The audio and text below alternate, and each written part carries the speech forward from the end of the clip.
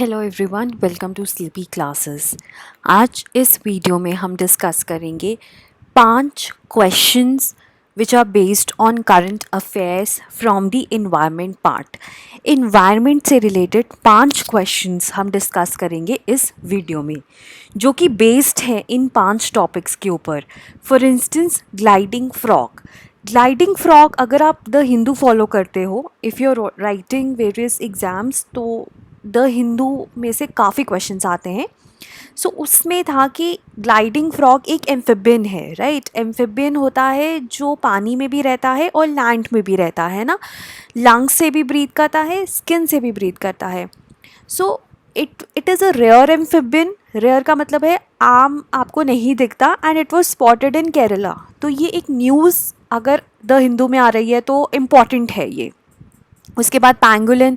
देखो, पैंगोलिन भी न्यूज़ में रहता है अभी भी, कुछ स्केल्स के साथ। इसकी स्केल्स की ट्रैफिकिंग होती है, ठीक है। सो कुछ लोगों को पकड़ा गया, राइट। तो इसलिए पैंगोलिन भी इम्पॉर्टेंट है। Manas national park in Assam is important.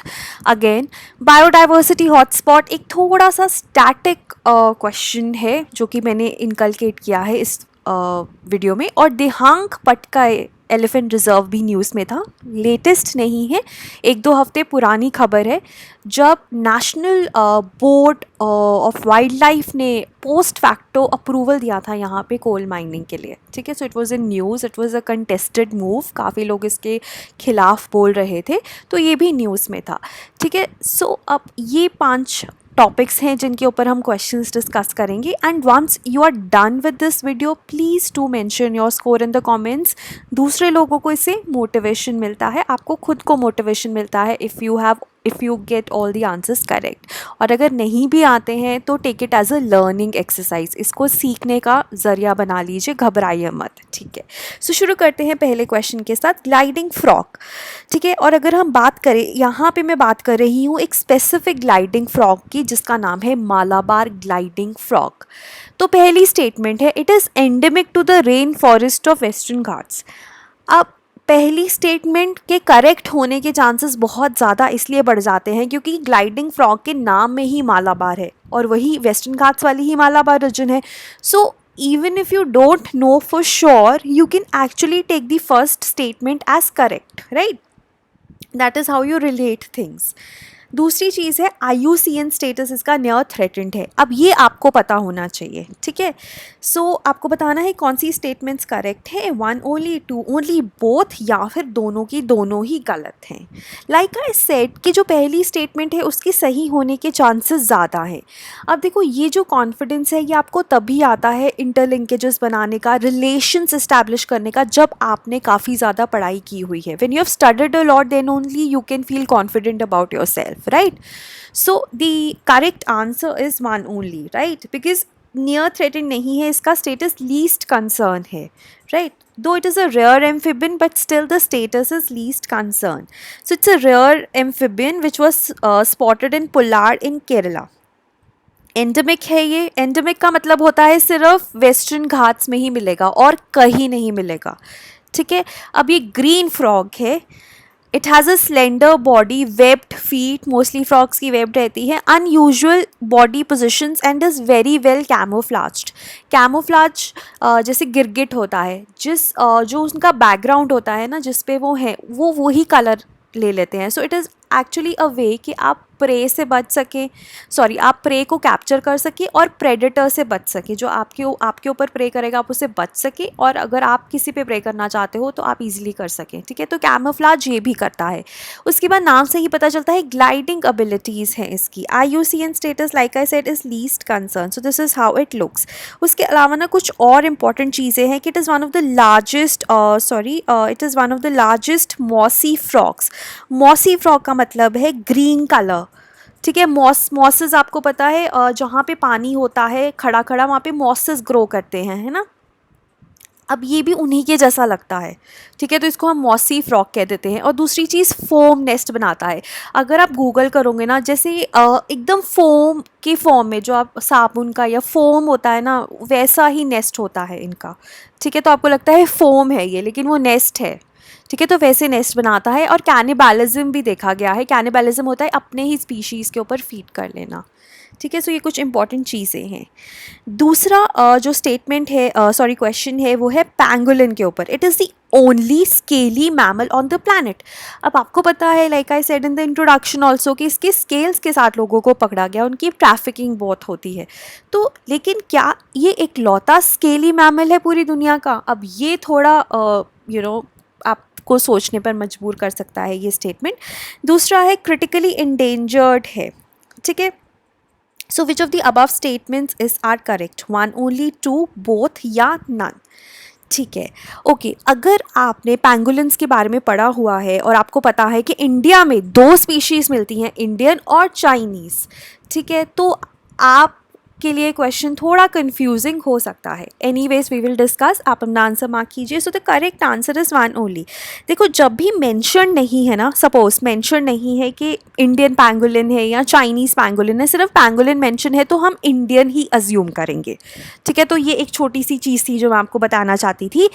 दूसरी चीज़, स्केली मैमल सिर्फ यही है, एक मैमल्स होते हैं जो अपने यंग वंस को बर्थ देते हैं, ठीक है। उसके अलावा अगर हम वर्टिब्रेट्स की बात करें, फिशेस आते हैं, एम्फिबियंस आते हैं, रिप्टाइल्स आते हैं, बर्ड्स आते हैं और मैमल्स आते हैं। जितने भी बाकी हैं सब एग्स ले करते हैं। Mammals are the only one which give birth to the young ones, right. तो मैमल और स्केल्स, सिर्फ एक ही ऐसा जानवर है, वो है पैंगोलिन। दूसरी चीज़, क्रिटिकली इंडेंजर्ड। देखो, जो इंडियन पैंगोलिन है ना, वो इंडेंजर्ड है, जो चाइनीज़ है वो क्रिटिकली इंडेंजर्ड है, इसलिए कंफ्यूजन हो सकता था। लेकिन मैंने आपको बोला कि अगर पैंगोलिन लिखा होगा हम अज्यूम करेंगे कि इंडियन है। अगर चाइनीज़ के बारे में पूछ रहे हैं तो वो स्पेसिफिकली चाइनीज़ पैंगोलिन की बात करेंगे। Having said that, Chinese pangolin भी इंडिया में मिलता है, right? So pangolin is the only scaly mammal on the planet. Of the 8 species, 2 are found in India, Chinese and Indian. Indian जैसे कि मैंने बोला endangered है और Schedule 1 है of the Wildlife Protection Act. Schedule 1 का मतलब है एब्सोल्यूट प्रोटेक्शन मिलती है, इसको मारने पे हाईएस्ट पेनल्टीज हैं। चाइनीज़ जो है वो क्रिटिकली इंडेंजर्ड है। आप सी और सी से याद कर सकते हैं अगर आपको कन्फ्यूजन हो रहा है। सो अगर मैं आपको पिक्चर दिखाऊं तो this is how a pangolin looks, और स्केली होता है, इसकी स्केल्स की ट्रैफिकिंग होती है, उसके लिए इसे मारा जाता है। चाइनीज़ जो लोग हैं मेडिसिन में इसको पीस के ना, इनके स्केल्स को चाइनीज़ ट्रेडिशनल मेडिसिन में बहुत यूज़ होता है इसका, ठीक है। सो दैट इज़ वाई बहुत डिमांड है वहाँ पे, चाइना में, साउथ ईस्ट एशिया कंट्रीज़ में, ओके। उसके बाद ये न्यूज़ में इसलिए भी था क्योंकि रेडियो टैग किया है इंडियन पैंगोलिन को पहली बार, राइट। और रेडियो टैगिंग क्या होता है कि आप एक ट्रांसमीटर लगा देते हो ताकि आपको पता चलता रहे वो एनिमल कहाँ जा रहा है। अगर हम रेडियो टैगिंग की बात करें तो ये जो है जॉइंट प्रोजेक्ट है एमपी, मध्य प्रदेश गवर्नमेंट का, उसके फॉरेस्ट डिपार्टमेंट का और एक नॉन प्रॉफिट ऑर्गेनाइजेशन WCT का, और पहली बार हुआ है ये एमपी में। अगर हम वैसे बात करें ना रेडियो टैगिंग की, तो बहुत एनिमल्स हैं, टाइगर्स को रेडियो टैग किया जाता है सबसे कॉमनली, ठीक है। सो बहुत सारे एनिमल्स को किया जाता है, लेकिन पैंगोलिन को पहली बार किया गया, इसलिए न्यूज़ में था। उसके बाद like I said, most trafficked wild life species है जिसकी वजह से रैपिड रिडक्शन हुई है पॉपुलेशन में। और एक इम्पॉर्टेंट चीज़ है जो बताने लायक है, वर्ल्ड पैंगोलिन डे कब मनाया जाता है? 3rd सैटरडे इन फेब्रवरी। तो 15 फरवरी 2020 को मनाया गया, और कोई भी दिन इसीलिए ही मनाया जाता है ताकि उसके बारे में, उस जिसको वो सेलिब्रेट कर रहे हैं उसके बारे में अवेयरनेस जनरेट की जाए पूरी दुनिया के लेवल पे, ओके।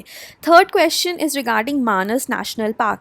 अब देखो, UNESCO national world heritage site tiger reserve, project tiger का रिजर्व है, एलिफेंट रिजर्व है, biosphere reserve under the map of UNESCO. आपको बताना है इनमें से कौन सी डेजिग्नेशंस अकॉर्ड की गई हैं मानस नेशनल पार्क इन आसाम को, ठीक है। सो काफ़ी इंटरलिंकेजेस वाला क्वेश्चन है। जब हम टाइगर रिजर्व पढ़ते हैं हम पढ़ लेते हैं अच्छा ये टाइगर रिजर्व है। जब हम नेचुरल वर्ल्ड हेरिटेज साइट की बात करते हैं तो हम पढ़ लेते हैं ओके इंडिया में इतनी नेचुरल वर्ल्ड हेरिटेज साइट्स हैं, उनमें से ये सो एंड सो एक है। लेकिन कभी आपने नेशनल पार्क्स को ऐसे पढ़ा है कि मानस नेशनल पार्क को इंडिविजुअली कितनी डेजिग्नेशंस मिली हैं? तो उसी पे बेस्ड है ये क्वेश्चन। सो ऑप्शंस हैं, ये गलती से आ गया, 2 and 4 only, 2 and 3 only, 1, 2 and 3 only, all of the above. यहाँ पे कॉमन आना चाहिए था। सो प्लीज़ अपना आंसर मार्क कीजिए। सो the correct answer is 1, 2 and 3 only. बहुत लोगों ने 4 भी मार्क कर दिया होगा क्योंकि बायोस्फीयर रिजर्व तो है फॉर श्योर, बट मैप के अंडर नहीं आता, ठीक है। सो ये कैच था इस क्वेश्चन में। तो मानस नेशनल पार्क जो है हमारा असम में है। It is one of the very very important national parks. अगर आप देखो यहाँ पे है, असम में है और भूटान के साथ लगता है। भूटान में भी we have a Royal Manas national Park, ठीक है। और मैप के अंडर नहीं आता, ये एक इंपॉर्टेंट चीज़ है। देन नेक्स्ट क्वेश्चन है कि कौन से रीजन्स बायोडाइवर्सिटी हॉटस्पॉट है इंडिया में? वेस्टर्न घाट, ईस्टर्न घाट, ईस्टर्न हिमालयाज। तो बायोडाइवर्सिटी हॉटस्पॉट इंडिया में 4 हैं, आपको रटे होने चाहिए इनके नाम। ये अगर आप क्वेश्चन गलत कर रहे हो तो you need to question your preparation, ठीक है। उसका मतलब ये नहीं है कि आप निराश हो जाइए, लेकिन आपको अपनी प्रेपरेशन जैसे आप कर रहे हो उसका लेवल थोड़ा उठाना पड़ेगा और अच्छी प्रेपरेशन करनी पड़ेगी। सो आंसर क्या है इसका? 1 and 3 ओनली। वेस्टर्न घाट्स हैं, ईस्टर्न हिमालयाज हैं, और कौन से हैं अभी हम मैप के थ्रू देखेंगे। देखो 2 क्राइटेरियाज हैं बायोडाइवर्सिटी हॉटस्पॉट की। 1500 species of vascular plants. Please मुझे कमेंट्स में बताइए वेस्कुलर प्लांट्स में कौन से 3 आते हैं, ठीक है। उसकी जो स्पीशीज़ हैं 1500 स्पीशीज़ ऑफ वेस्कुलर प्लांट्स उस एरिया में एंडेमिक होनी चाहिए। इसका मतलब ये है कि अगर 15,000 स्पीशीज़ वेस्कुलर प्लांट्स की एक जगह पे एंडेमिक है कि वहाँ की बायोडाइवर्सिटी बाय डिफ़ॉल्ट हाई है, ठीक है। दूसरी चीज़ 70% of the primary native vegetation वहाँ पे ख़त्म हो चुकी होनी चाहिए, मतलब कि वो एरिया हाई बायोडाइवर्सिटी है। दूसरा फैक्टर वो थ्रेटेंड भी है, ठीक है।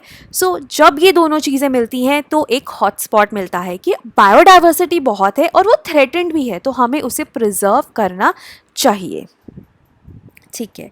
सो इंडिया में बात करें Western Ghats, Himalayas, Indo Burma region और सुंडालैंड, ठीक है। सो ये हमारे हिमालयाज आ जाते हैं, ये हमारा इंडो बर्मा रीजन आ जाता है जिसको हम north eastern part of the country भी बोल सकते हैं। Western Ghats and this is the Sundaland, ठीक है। तो ये हमारे पास 4 बायोडाइवर्सिटी हॉटस्पॉट्स हैं, इनको याद कर लीजिए, इस मैप को दिमाग में बसा लीजिए। फाइनली 5th क्वेश्चन पे आते हैं। दिहांग पटकाई एलिफेंट रिजर्व कौन सी स्टेट्स में है? बहुत ही सिंपल है, नागालैंड, अरुणाचल, असम या नन ऑफ द अबव, ठीक है। सो अपना आंसर मार्क कीजिए। देखो जहाँ पे भी नन ऑफ द अबव है और आपको नहीं पता कि इन तीनों स्टेट्स में है या कोई और चौथी स्टेट में है जो नन ऑफ द अबव भी हो सकती है, तो ऐसे क्वेश्चंस को एग्जाम में अटेम्प्ट मत कीजिए उन एग्जाम्स में जहाँ पे नेगेटिव मार्किंग है, ठीक है। So the correct answer here is Assam, ठीक है। So Dihang Patkai wildlife sanctuary is located in Dibrugarh and Tinsukia districts of Assam. 111 kilometre square का रेन फॉरेस्ट है। दिहांग जो नाम है, दिहिंग, आई एम सॉरी अगर मैं गलत प्रोनाउंस कर रही हूँ, is the name of the river which flows through the forest and Patkai is the हिल जिसके फुट हिल पे ये सेंचुरी है। उसके बाद ना tropical lowland rain forest India में सबसे बड़ा स्ट्रेच है, वो ये है। इसको अमेजोन ऑफ द ईस्ट भी कहा जाता है क्योंकि एरिया ज़्यादा है और काफ़ी थिक फॉरेस्ट है, ठीक है। So this is here where it is located. तो ये आसाम स्टेट है और यहाँ पे कहीं आता है, राइट। उसके बाद यहाँ पे ना आपको रेन फॉरेस्ट की 4 लेयर्स दिखती हैं। आपने ट्रॉपिकल रेन फॉरेस्ट के बारे में पढ़ा होगा, तो आपने पढ़ा होगा कि 4 लेयर्स दिखती हैं उसकी, है ना। सो वो आपको टिपिकली यहाँ पे दिखता है। ऑर्किड्स, ब्रोमिलियाड सब दिखते हैं। यहाँ पे एक होलांग ट्री है जो बहुत फेमस है। उसके बाद रेयर फौना जैसे चाइनीज़ पैंगोलिन आपको यहाँ पे मिलती है, ठीक है। उसके बाद 7 कैट्स यहाँ पे मिलती हैं। 7 कैट्स कौन सी हैं? Clouded leopard, marble cat, golden cat, tiger, leopard cat and jungle cat. So there are 7 species of cat which are found है। तो इसका मतलब है बहुत ज़्यादा हाई बायोडाइवर्सिटी है और इसको प्रिजर्व करना चाहिए, इसको कोल माइनिंग को अलाउ करके जेपरडाइज नहीं करना चाहिए, right. So this was regarding your premix. Please अपना स्कोर कमेंट्स में लिखिए। और अगर मैं आपको कोर्सेज़ की बात करूँ तो हमारा 36 डेज़ आंसर राइटिंग कोर्स वो यूपीएससी मेंस 2020 चल रहा है क्योंकि प्रीलिम्स पोस्टपोन हो गया है, 4 अक्टूबर को है। तो हमने ये 36 दिन का कोर्स शुरू किया है। दी आइडिया इज़ कि आप रोज़ एक क्वेश्चन लिखेंगे और हम उसको इवेलुएट करके देंगे। आपको PDF और वीडियो सोल्यूशन मिलेगा। 22 जून से स्टार्ट हो रहा है। अगर आप इसमें इनरोल करना चाहते हैं तो आप हमारी वेबसाइट पे जाइए और यहाँ आप हमें इस नंबर पे कॉल कर सकते हैं। और हमारा क्रैश कोर्स फॉर प्रीलिम्स 2020 भी चल रहा है। You can also enrol in that, right. So और in case you want to enrol वो 2021 कोर्सेज, तो वो भी हमारे कोर्सेज आप वेबसाइट पे जाके you can enrol, right. So thank you so much for your patience for listening to this video.